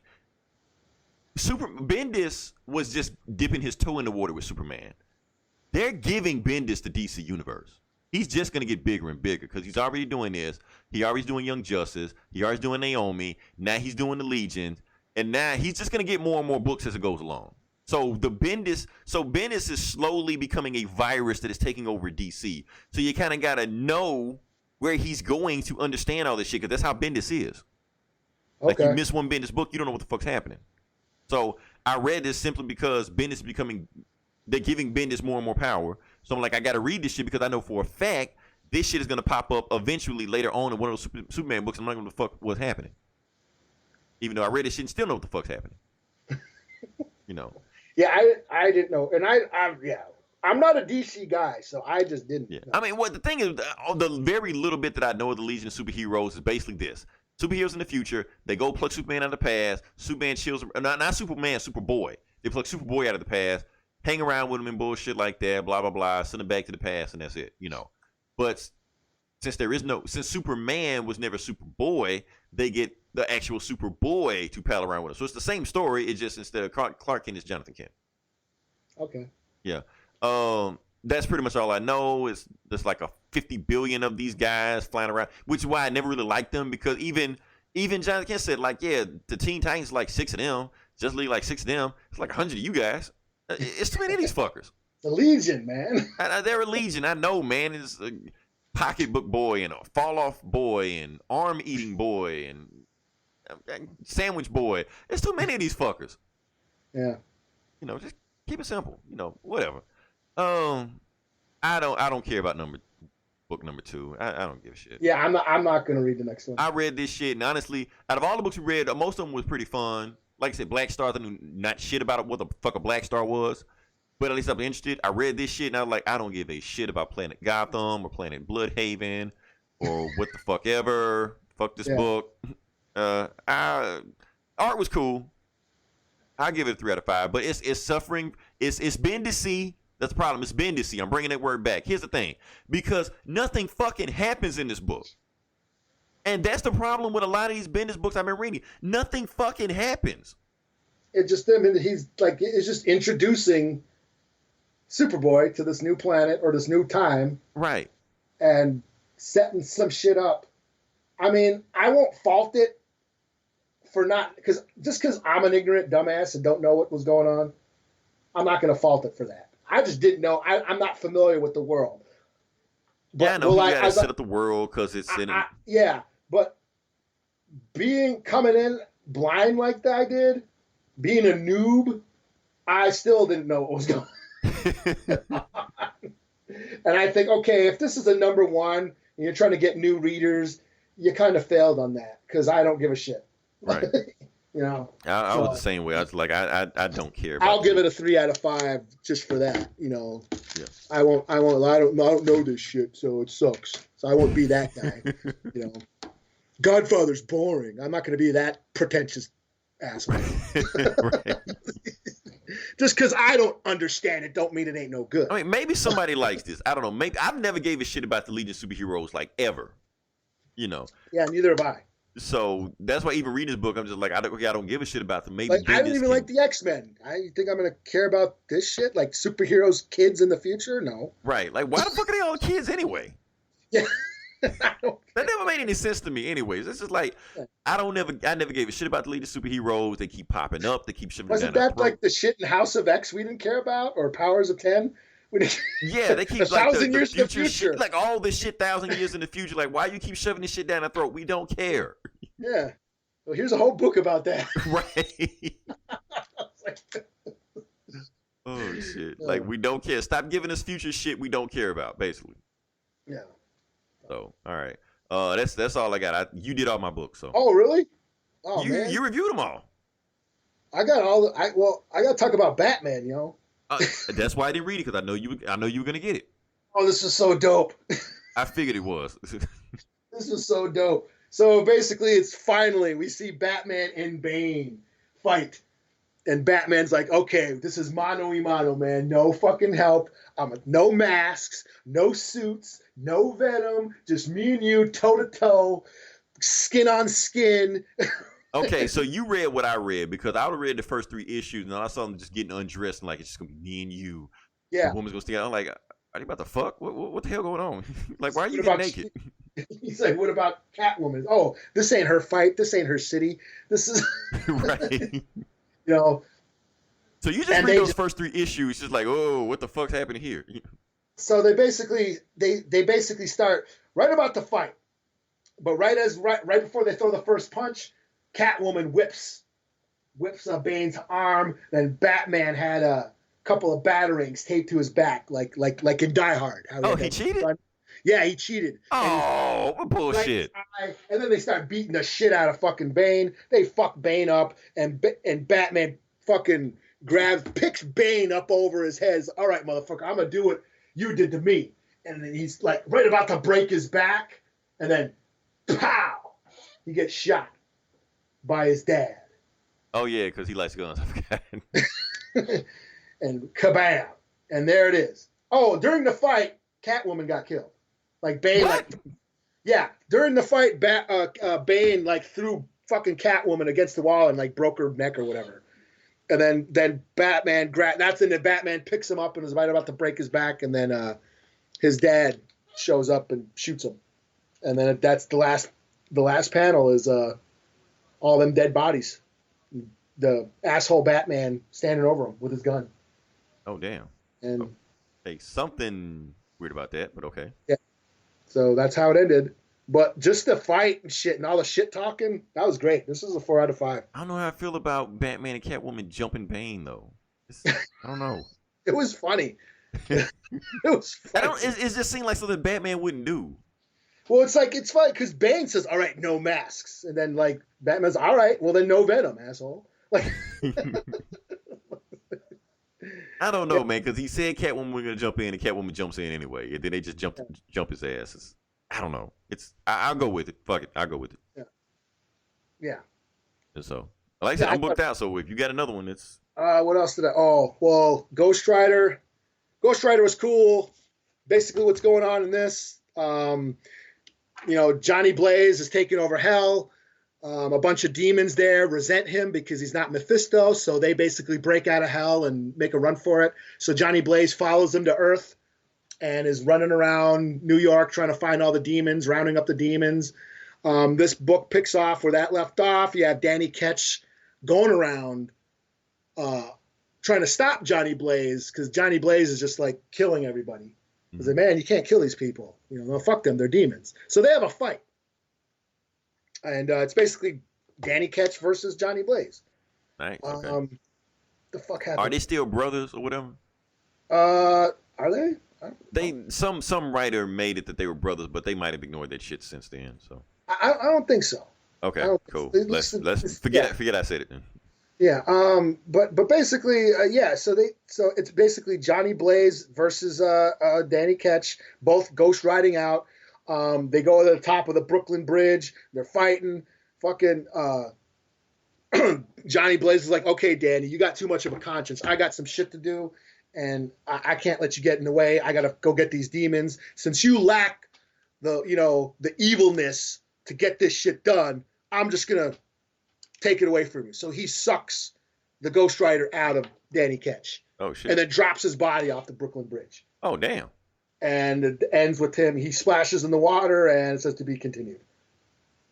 Oh shit! Well, you can't kill Danny. No. So pretty cool. That was a 4 out of 5.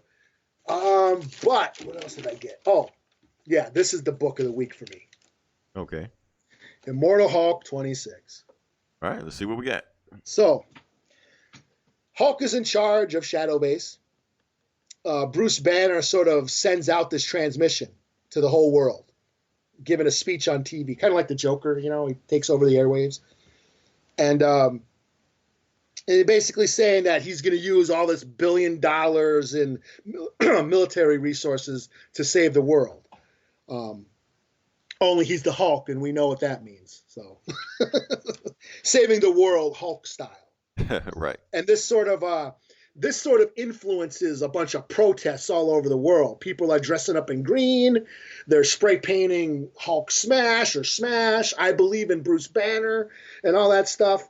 He sparks this whole movement, of protests all over the world because he makes this speech about how the world is shitty and, and the powers that be are corrupt and all that stuff. And kind of inspires this sort of rebellion around the world. We cut to a diner, and he's sort of eating breakfast or whatever, and Amadeus Cho shows up. And they sort of just have this deep conversation about the state of the world, And Cho was saying, hey, your speech kind of scared me. But Bruce Banner said, yeah, but it's also inspiring change, and that's what I'm trying to do, because the Hulk is trying to save everything,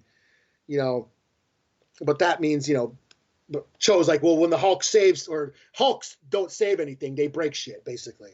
And Bruce says, yeah, but the world is in bad shape, and it's basically beyond repair. So the only thing to do is to wipe it clean, and no one is doing anything to stop it. Politicians are bought and sold. There's all this corruption. Even superheroes don't really do anything but just maintain the status quo. Right. The world is being ruined by the wealthy elite, and no one is making them pay. And even if they do get caught, they have to pay a fine, which is pennies to them. So they really don't give a shit. They're basically profiting off a disaster, and nothing's being done. No one is there making them pay, and I'm going to make them pay. So we're going to make them pay, meaning all of the Hulks, Devil Hulk, Mr. Fix It, Immortal, we're all gonna make them pay.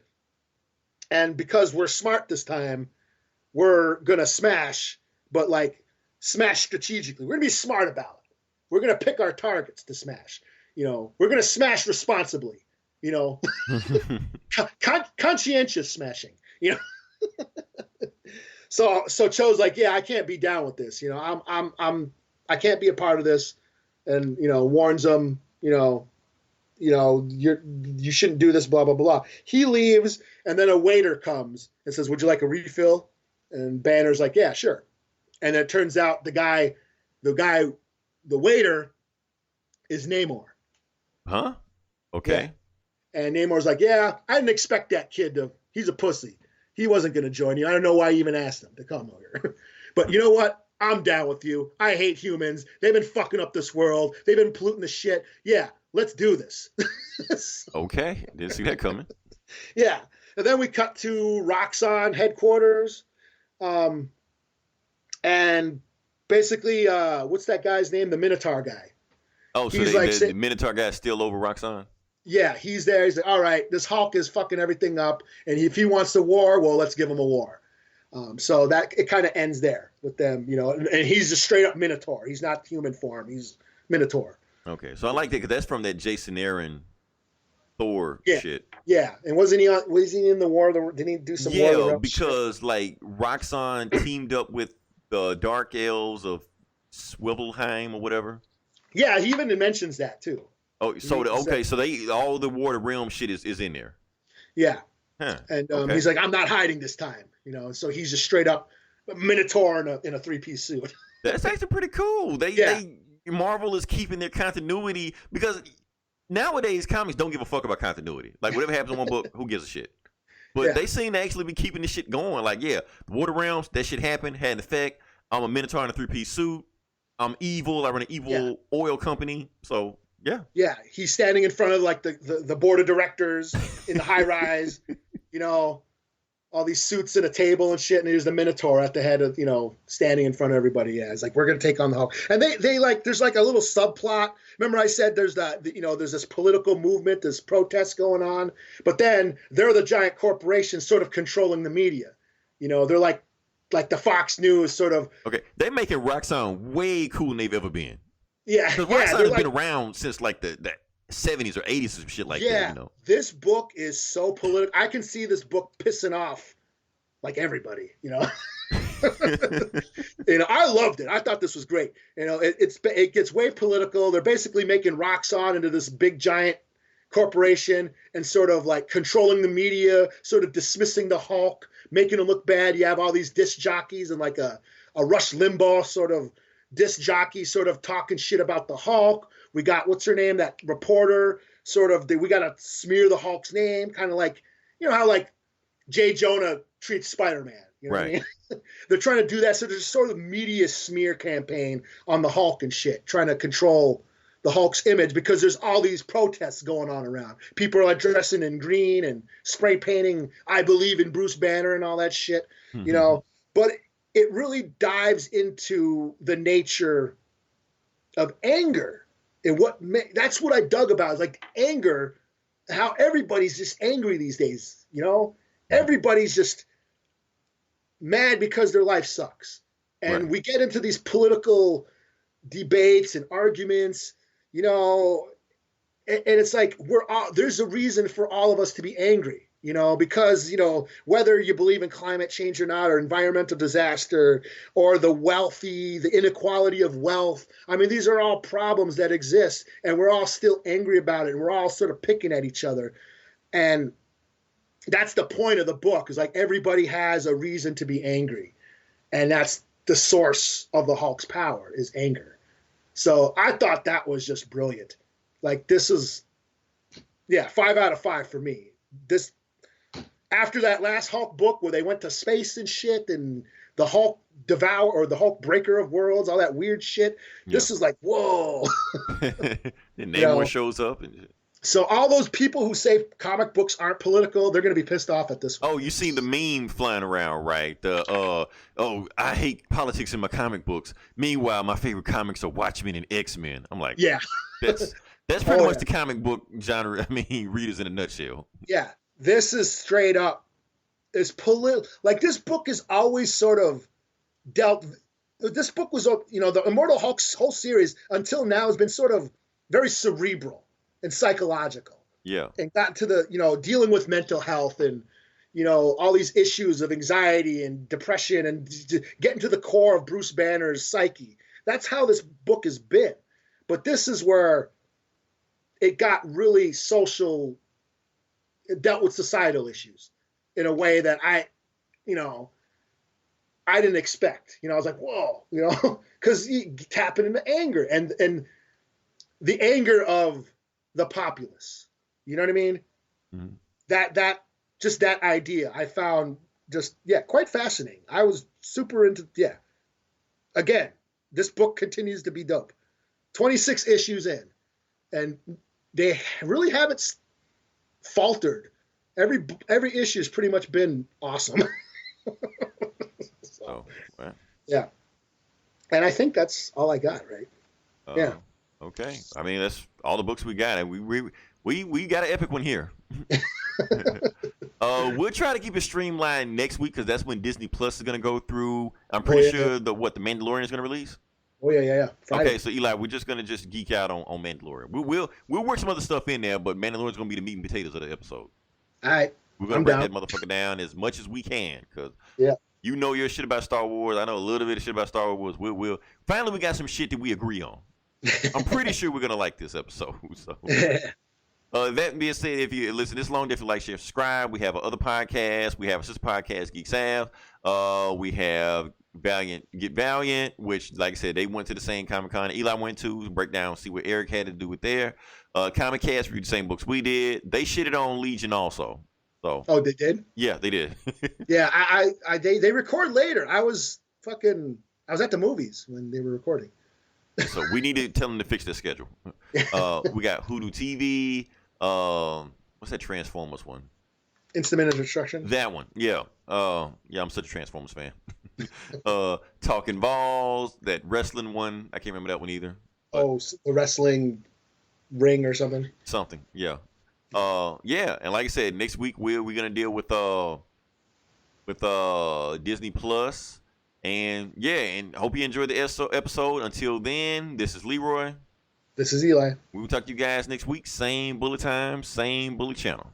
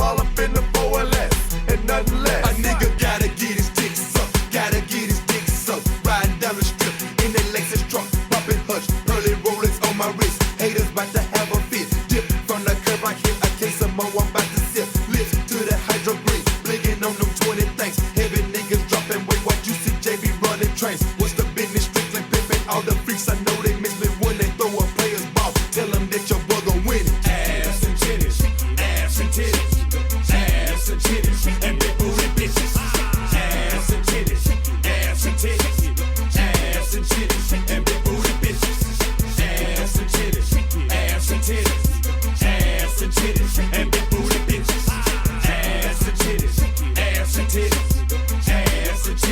and big booty bitches.